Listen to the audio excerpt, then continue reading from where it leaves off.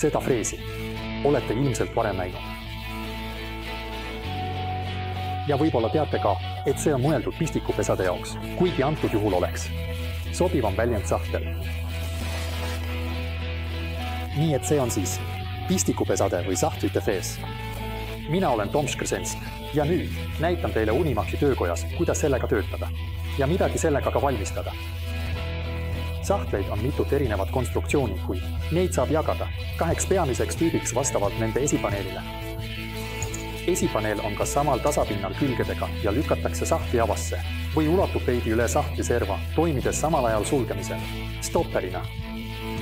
Teisel juhul kinnitatakse esipaneel sahtli korpusele, mis võib olla valmistatud ilma esteetilise funktsiooni nõudeta, kuna seda katab esipaneel. Halvem on aga esimese mainitud sahtlite puhul, sest välja arvatud erandid ei ole soovitav, et esipaneel paljastaks ühenduse ülejäänud sahtli konstruktsiooniga. Muidugi võib mõnikord olla eesmärgiks näidata uhkusega peenelt teostatud liite kohta. Enamasti püüame seda aga varjata ja selleks kasutatakse erinevaid tehnikaid, millest tippu võib pidada poolvarjatud sabaliite, mida tänapäeval saab üsna tõhusalt teha ülafreesi, vastava freesi ja šablooni abil. Selle eesmärk on selge. See on vormiühendus, mis talub suurepäraselt jõudu, mis tekib sahtli väljatõmbamisel ja samal ajal on see eestvaates varjatud. Kuna sabaliide on isegi kaasaegsete tööriistadega üsna aeganõudev, tuli kellelgi mõte luua vormiühendus, mis valmistatakse 1 või 2 tööriista läbimisega materjalist. Esmapilgul on selge, et võrreldes sabaliitega ei hoia see vormiühendus iseenesest ja seda on vaja kombineerida materjaliühendusega, antud juhul liimimisega. Lõpuks liimitakse isegi tapid, kuid liim mängib nende puhul ühenduse tugevuses palju väiksemat rolli. Teisalt tagavad tänapäevased kvaliteetsed liimid ühenduse tugevuse, mis on suurem kui liimitava materjali enda tugevus, antud juhul puidu. Teoreetiliselt saab seega esipaneeli ülejäänud sahtli külge kinnitada lihtsalt otse ja see püsib samuti. Meie lihtne vormiühendus suurendab muu hulgas liimimiseks mõeldud kontaktpinda ja määrab osade vastastikuse asendi klambritega kokkutõmbamisel, nii et need ei libise üksteise suhtes vedela liimikihi peal. Kuidas siis seda huvitavat freesi kasutada? Esiteks vajate mingit freespinki. Kes ei julge seda ise valmistada, võib kasutada palju tööstuslikult toodetud laudu või vähemalt ülemise freesi kinnitusaluseid. Mina kasutasin Tritoni töötluskeskuse freesimoodulit koos sama kaubamärgi ülemise freesiga.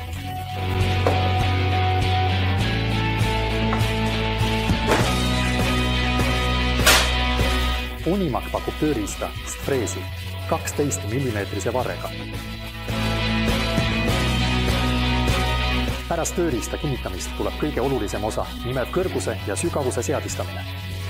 Võite kasutada katseeksituse meetodi või kasutada mõningaid abivahendeid kiireks ja täpseks seadistamiseks. Seadistuse õigsust kontrollime mõne jääkmaterjali. Pead. Muide, kui freesite otsa sooni näiteks 2 korda, saate üleulatuva otsa. Kindlasti tuli teile pähe, et seda ühendust saab kasutada erinevate kastide valmistamisel ja teil on õigus. Aga kuna ma just praegu vajan õllekandjat nii purkide kui ka pudelite jaoks, siis proovin selle kohe ära.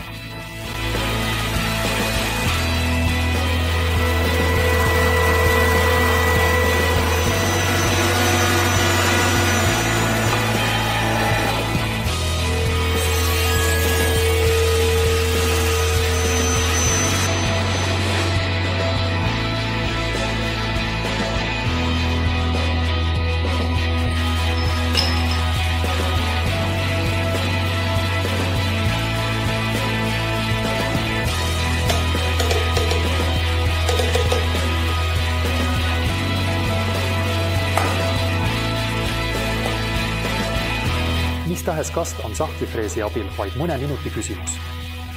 Soon on suurepärane abimees klambritega kinnitamisel ja ühendus püsib, on puhas ja ei näe üldse halb välja. Kui see freespink teid sama palju köitis kui mind, leiate lingi selle kohta video alt samuti kõikide toodete kohta, mis mind töö juures aitasid. Tänan vaatamise, meeldimise, jagamise või kommenteerimise eest. Ja kui soovite Unimaki töökojast järgmist videot esimesena näha, klõpsake palun tellimisnupu ja kellukese sümboli.